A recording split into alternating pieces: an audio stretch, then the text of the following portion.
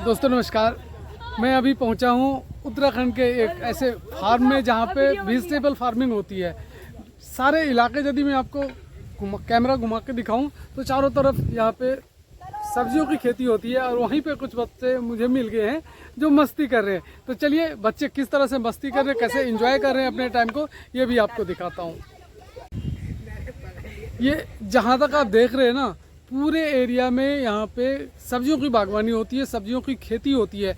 अभी जो ऊपर मचान जैसा बना हुआ है उस पे इधर में ये सब करेले की मचान है, करेले की खेती हो रही है, जबकि ज़मीन में तुरई लगा हुआ है। और यहीं पे कुछ बच्चे, वो देखिए यदि मैं कैमरा जूम करके आपको दिखाऊं तो उधर में आम के पेड़ के नीचे कुछ अमियाँ तोड़ रहे हैं और कुछ बच्चे यहाँ पे मस्ती कर रहे हैं। और ये जो पुलिया टाइप का दिख रहा है इसको कूद के इस पार से उस पार करने की दावा कर रहे हैं। तो चलिए देखते हैं ये बच्चे कूद पाते हैं या नहीं। ये देखिए, ये पहला बच्चा, अब कूदते रहो। ये देखिए कितना लंबा दूरी है और ये बड़े आसानी से कूद जा रहे हैं। मेरे से नहीं होगा, मैं नहीं कूद पाऊंगा। ये देखिए एक एक करके सभी बच्चा उस पार जाएंगे और वो जो सामने पेड़ दिख रहा है ना उसमें ये आम तोड़ते हैं, इसीलिए जाए। चलो ये छोटा सा बच्चा तो देखिए कैसे सफलता से कूद जा रहे हैं। मतलब किसी को किसी तरह की हेजिटेशन नहीं, किसी तरह का डर नहीं, गिरने का भय नहीं, बड़े आसानी से कूद जा पा रहे हैं। तो ये लोग शाम के वक्त अभी यहाँ खेत की तरफ मस्ती करने आए हैं। और मस्ती में भी देखिए इस तरह की मस्ती बचपन में हालांकि हम लोगों ने भी खूब किया है, लेकिन अभी यदि मुझे कोई कहे इस तरह का मस्ती या ऐसे कूद जाने के लिए तो मेरे बस का नहीं है। मुझे देख के हिम्मत नहीं हो रहा है कि इस पार से उस पार मैं चले जाऊँ। तो ठीक है, थैंक यू बच्चों, आप लोगों का बहुत बहुत धन्यवाद। आपने कैमरे पर मुझे दिखा दिया यहाँ से वहाँ तक मस्ती। और तो दोस्तों अब बच्चों से अलविदा कहते हुए मैं आगे की तरफ बैठ, तो चलो बाय बाय बच्चों, मिलते। बहुत बढ़िया नज़ारा है, शाम का वक्त है। दिन भर जहाँ धूप और चिलचिलाती गर्मी होती है, कभी कभार बारिश भी हो जाती है, वहीं अभी यदि मैं आपको दिखाना चाहूँ यहाँ का मौसम तो देखिए आसमान बिल्कुल आपको साफ दिखेगा। कूदो कूदो कूदो कूदो। तो दोस्तों अभी शाम का वक्त है और मौसम बिल्कुल ही सुहावना हो रखा है।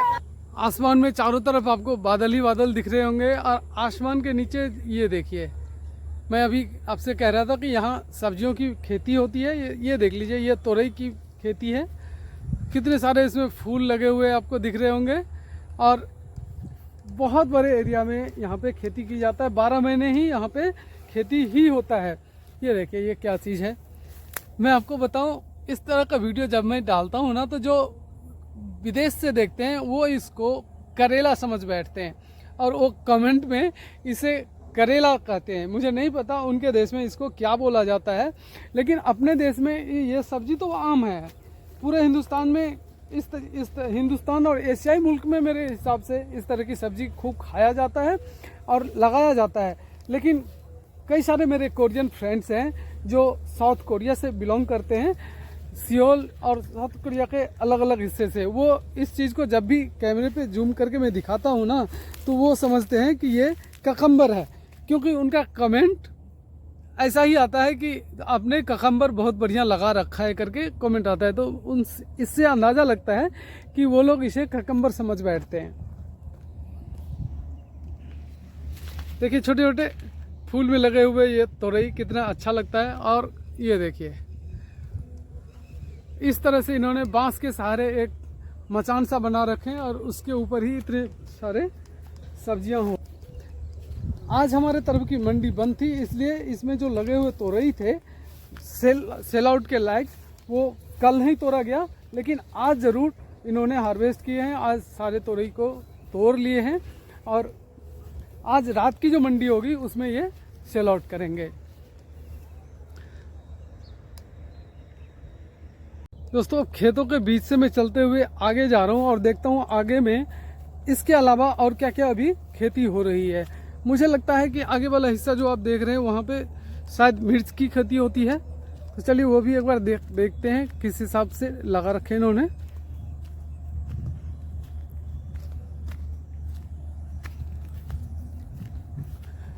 ये लीची का पेड़ है, इसमें लीची काफ़ी लगे हुए थे। मैंने जब लास्ट विजिट किया था तो इसमें लीची लगा हुआ था। ये जो टहनियाँ आप देख रहे हैं ना, यहाँ से हार्वेस्ट किया गया है, तो लीची भी इसमें खूब लगा हुआ था। ये है दोस्तों मिर्च की खेती, और मुझे लगता है ये पुराने मिर्च हैं। इसको अब ये समाप्त करेंगे। कहीं कहीं इसमें मिर्च लगा हुआ भी आपको दिख रहा होगा। और रेट की यदि बात करें तो अभी सारी सब्जियां बहुत सस्ते रेट में बेच रहे हैं। सारी सब्जियां बहुत ऐसे मिर्च हैं जो सूख रहे हैं पौधे में और सूख के अपने आप ही गिर जा रहे हैं।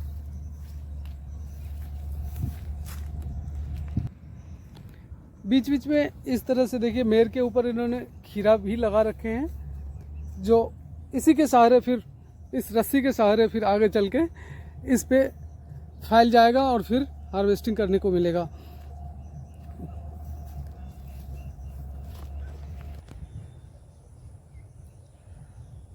तो अभी ज़्यादातर हिस्सा में दोस्तों यही तोरई की बागवानी या तोरई की खेती किया गया है। जहाँ तहाँ आपको तोरई इस हिसाब से लगे हुए दिखेंगे।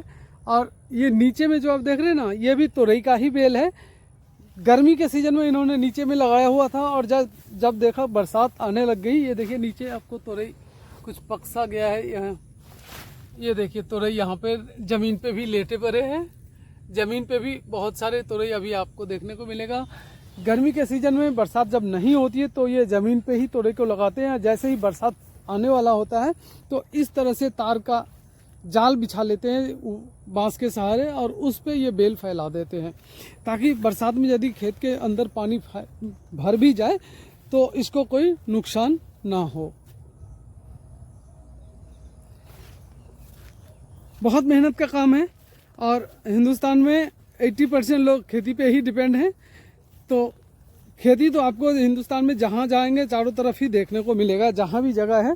हालांकि खेती का दायरा भी अब धीरे धीरे सिमटते जा रहा है, खेती का दायरा भी अब धीरे धीरे कम होता जा रहा है। लेकिन कुछ फार्मर अभी भी हैं जिनके बदौलत ये खाने पीने का सामान हमें अपने देश में, अपने प्रदेश में या अपने शहर में ही मिल जाता है। हमें बाहर से लाने की ज़रूरत इसको नहीं पड़ता है।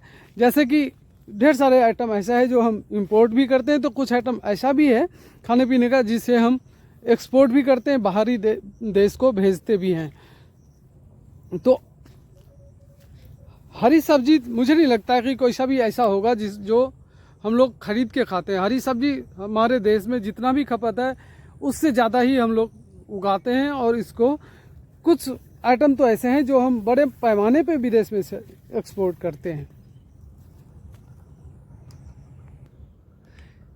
देखिए कितने छोटे छोटे जो तोरैया हैं अभी भी लटक रहे हैं। इसको तैयार होने में मुझे लगता है अभी 3 से 4 दिन लग जाएगा। और जो मेच्योर्ड था, जो हार्वेस्टिंग के लायक तैयार था, उसको इन्होंने हार्वेस्ट कर लिए हैं, क्योंकि सुबह की मंडी में इसको सेल आउट करना है। इस हिसाब से यहाँ पे खेती होती है। मौसम चाहे सर्दी गर्मी बरसात का कोई सा भी हो, जो खेती करते हैं वो मौसम नहीं देखते हैं, अपनी फसल को देखते हैं, और अपने फसल को बढ़िया से उगाने के लिए वो समय और मौसम का लिहाज किए बिना खेती में जुटे होते हैं। देखिए कितना अच्छा लगता है, चारों तरफ हरियाली, बीच बीच में जो पीले पीले फूल खिले हैं वो और भी अच्छा लगता है। और जहाँ पे इस तरह के छोटे छोटे सब्जियाँ लटके हों तो कहना ही क्या फिर। दोस्तों अब जहाँ पे मैं पहुँचा हूँ यहाँ पे करेले की खेती किया गया है। करेला जो डायबिटीज़ के लिए रामबाण माना जाता है। डायबिटीज़ की समस्या जिनको है वो करेले को बहुत खाना पसंद करते हैं, चाहे इसका रेट 40-50 या कुछ भी हो, रेट से मतलब नहीं होता है। ये एक दवाई के रूप में वो इस्तेमाल करते हैं। और कई लोगों को तो मैंने देखा है करेला को सुखा के भी इसका पाउडर बना के खाते हुए। तो करेला एक ऐसा सब्जी है जो सभी खाते हैं, और वो तो ज़रूर ही खाते हैं जिनको डायबिटीज़ का समस्या है। कितने सारे करेले लटके हुए आप देख रहे होंगे यहाँ पे। ये सब इन किसान भाई की मेहनत का नतीजा है दोस्तों। दिन रात एक करके वे मेहनत करते हैं, तब जाके कहीं ऐसा फसल देखने को मिलता है। ये देखिए, मुझे लगता है इसमें अभी हार्वेस्टिंग करने को भी काफ़ी सारे तैयार हैं, और ये सभी जो आप देख रहे हैं ये बिल्कुल ही तैयार है, बिल्कुल ही तैयार है हार्वेस्टिंग के लिए। इधर तो और भी ज़्यादा है, ये देखिए चारों तरफ करेला लटका हुआ यहाँ पे आपको दिखेगा। जहाँ एक तरफ तोरई आपने देखे थे जो तैयार था हार्वेस्टिंग के लिए, इसको उन्होंने हार्वेस्ट कर लिया था, तो दूसरे जगह करेला देखिए कितने बड़े तादाद में यहाँ लटके हुए आपको दिख रहा होगा।